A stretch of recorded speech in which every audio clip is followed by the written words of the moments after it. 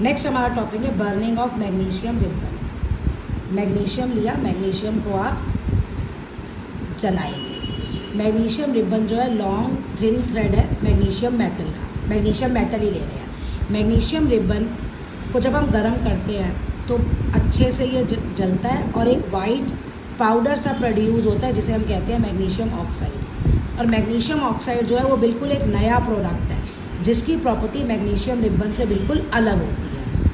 तो इस तरह के रिएक्शन को हम कहते हैं कॉम्बिनेशन रिएक्शन। देखिए ये मैग्नीशियम आपने लिया, मैग्नीशियम ये आपको मटेरियल रिक्वायर्ड है। अब मैग्नीशियम रिबन लिया और इसको क्लीन किया सैंड पेपर से।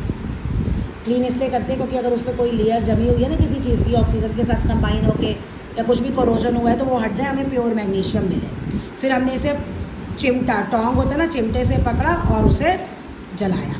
कहते हैं हीट टेम्परेचर करने पे मैग्नीशियम रिएक्शन कैचेस फायर।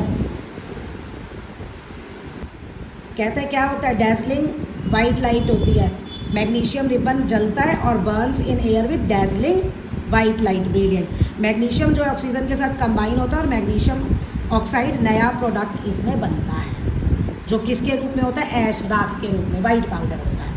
ये रहा आपका, देखो मैग्नीशियम ऑक्सीजन। एक्चुअली इसे कॉम्बिनेशन रिएक्शन क्यों कहते हैं, मैग्नीशियम ऑक्सीजन के साथ कंबाइन हुआ और हमें एक ही प्रोडक्ट मिला जिसमें दो या दो से ज़्यादा रिएक्टेंट हो लेकिन प्रोडक्ट एक ही हो। ऐसे रिएक्शन को हम कॉम्बिनेशन रिएक्शन कहते हैं। ओके, अब ये देखो इसी मैग्नीशियम ऑक्साइड को जब हमने वाटर में डिज़ोल्व किया तो क्या बना, मैग्नीशियम हाइड्रोक्साइड।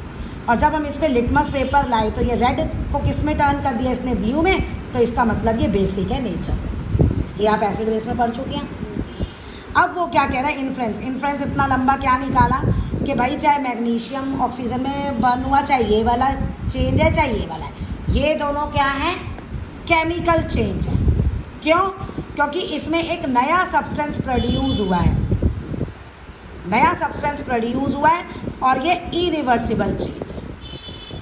ओके, क्या होगा, और मैग्नीशियम मेटल से हमें, ऐश से हमें मैग्नीशियम मेटल नहीं बन सकती। मैग्नीशियम ऑक्साइड जो है वो न्यू इंटायरली न्यू सब्सटेंस है और मैग्नीशियम हाइड्रोक्साइड भी इंटायरली न्यू सब्सटेंस है। तो इनको हम वापस रिवर्स नहीं कर सकते।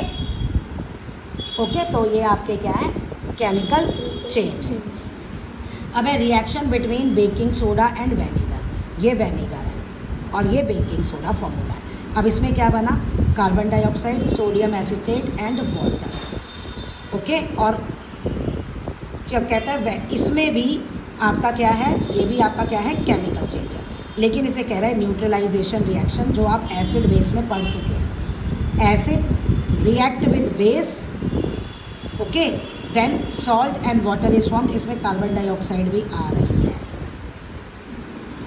और ये कार्बन डाइऑक्साइड कैसे पता चला, हम कैसे टेस्ट करेंगे, ये हम तब टेस्ट, कार्बन डाइऑक्साइड को जब आप लाइम वाटर से टर्न करो ना, लाइम वाटर से, तो वो मिल्की हो जाती है, दूध जैसी दिखने लगती है। तो यही जब हमने कार्बन डाइऑक्साइड को वाटर से पास किया तो वो क्या हो गई, मिल्की हो गई। ओके, देखिए फिर ये पूरा ना रिएक्शन है और ये वाली चीज़ें वैसे आपको स्कूल में लैब में ही टीचर्स को करानी चाहिए कि आपने बेकिंग सोडा लिया और वेनेगर लिया।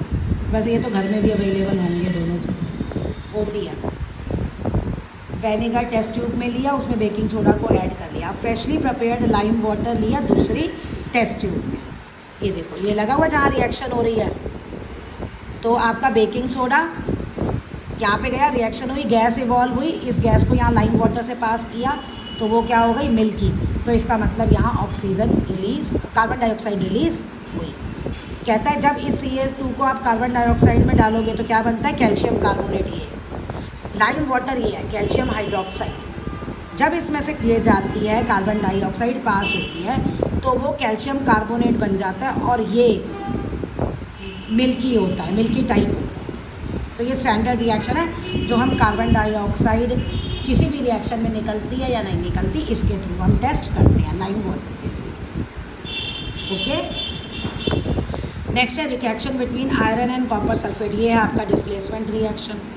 डिस्प्लेसमेंट रिएक्शन में क्या होता है, अपने आयरन नेल है, कॉपर सल्फेट सोल्यूशन है। कॉपर सल्फेट सोल्यूशन में आप आयरन नेल को डाल दो, प्लेस्ड। ओके, तब आप देखोगे क्या होगा कि जो ब्लू कलर है ना कॉपर सल्फेट सॉल्यूशन का, वो किस में चेंज हो जाएगा? ग्रीन में। क्यों? क्योंकि ये आयरन जो है ना, ये कॉपर को यहाँ से हटा देगा और इसकी जगह ले लेगा और क्या बनाएगा? Iron sulphate. और आयरन सल्फेट का कलर क्या होता है? ग्रीन।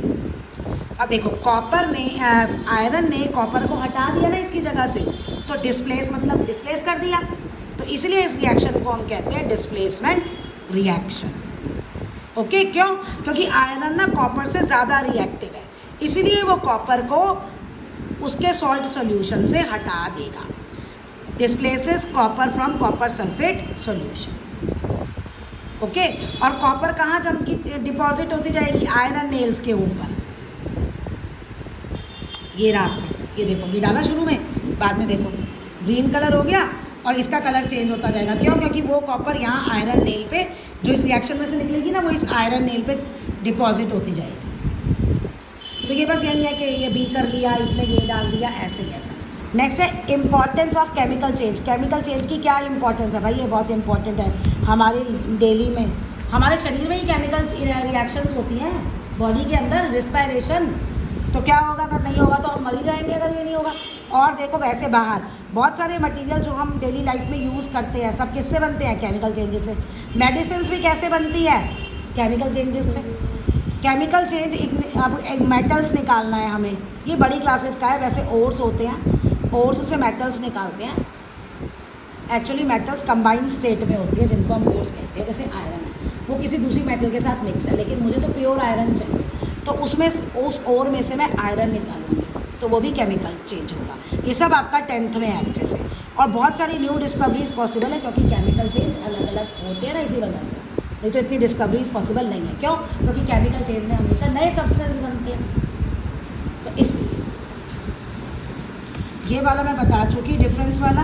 अच्छा, कुछ ऐसे होते हैं चेंज जिनमें फिजिकल और केमिकल चेंज दोनों ही होते हैं। जैसे आपकी LPG है, फ्यूल के रूप में यूज़ होती है खाना बनाने के लिए। LPG सिलेंडर में स्टोर होती है लिक्विड फॉर्म में हाई प्रेशर पे, तो सिलेंडर से बाहर आती है गैसियस फॉर्म में। सिलेंडर के अंदर है लिक्विड फॉर्म में, बाहर आ रही है गैसियस फॉर्म में। तो वो फिजिकल चेंज का एग्जांपल है। लेकिन जब हमारे बर्नर्स में जलती है तो कार्बन डाइऑक्साइड प्रोड्यूस करती है और हीट प्रोड्यूस करती है, तो ये केमिकल चेंज है। क्यों? क्योंकि इसमें नया सब्सटेंस बना और वहाँ पुराना वहाँ पे कोई नया सब्सटेंस नहीं बना, बस स्टेट चेंज हुई लिक्विड से बिफोर बर्निंग, लिक्विड से गैस में हुई। लेकिन जब वो बर्न करने लगी तो नया सब्सटेंस बना, वो केमिकल चेंज है। इसका तो बहुत कॉमन एग्जांपल आता है बर्निंग ऑफ कैंडल। कैंडल के बाहर वैक्स मेल्ट होता है ना, वैक्स फिर ठंडा हो जाता है, सॉलिड हो जाता है, वो है आपका फिजिकल चेंज। लेकिन जो उसकी विक जो अंदर जलती है, जहाँ से आपको रोशनी मिलती है, फ्लेम, ये फ्लेम, ये नीचे वाली बत्ती, यहाँ क्या हो रहा है? यहाँ केमिकल चेंज हो रहा है, क्योंकि यहाँ पे कार्बन डाइऑक्साइड और हीट प्रोड्यूस हो रही है।